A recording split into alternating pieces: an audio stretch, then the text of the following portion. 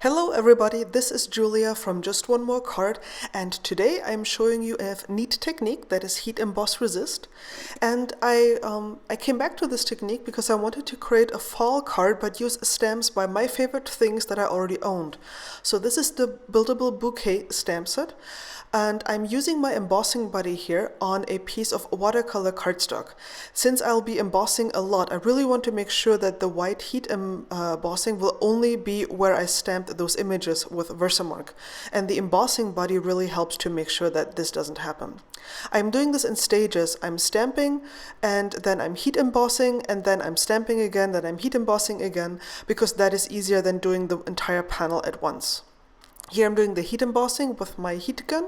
Of course you can't see anything because it's white on white, but believe me, it's there. I'm not fooling you, it's really there, and you will see it in a moment. I'm going to tilt this a little bit in the light here. I'm not sure if you can see this, but I think there's a hint of this. So wherever it shimmers, that's where the heat embossing is. You could even use clear, I think I even used clear heat embossing powder here. Now for the color. First, I grabbed my distress inks. I'll be listing the colors that I used in the video description below and on my blog. And then I used those little spongy thingies. I'll also link to those. And I'm just applying a tiny little bit of color, and I'm going from the center outwards, so the center is going to be darkest, and I'm going outwards, and I'm making sure to blend those colors nicely, and I'm only applying a light coat at first. You can always go more intense with the color, but it's hard to go lighter with the color. So here you can see me applying more color, making it more intense, because I want to get this real nice glowing autumn look, you know, when everything is just bright oranges and like yellows and everything. It's just beautiful. And then I grabbed a clean, a clean brush, obviously, but it's only loaded with clean water, and I'm using that to activate the color because the distress inks react with water. And all I'm doing is I'm going over what I did here and blending it together and making sure that I'll do the center last because that's the darkest and I don't want to contaminate the lighter areas. You can see I'm pulling this in here and how the color starts to be really, really nice and intense once I get into it with the water. And you can see that I also can create a nice distressed looking edge here. I dried this first with my heat tool, and then I'm adding 2 or 3 spritzes with my mister tool, and that has a mixture of water and perfect pearls. I also heat set this with my heat gun, just to make sure it won't run. I didn't want to tilt the panel before I dried this. And then when I tilt this in the light, you can see just how nicely it shimmers. There you go. Here you can see it. It's a really nice and subtle shimmer.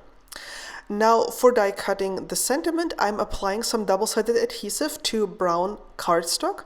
And I've already die cut the word hello from white cardstock, but I'm doing it from brown cardstock again.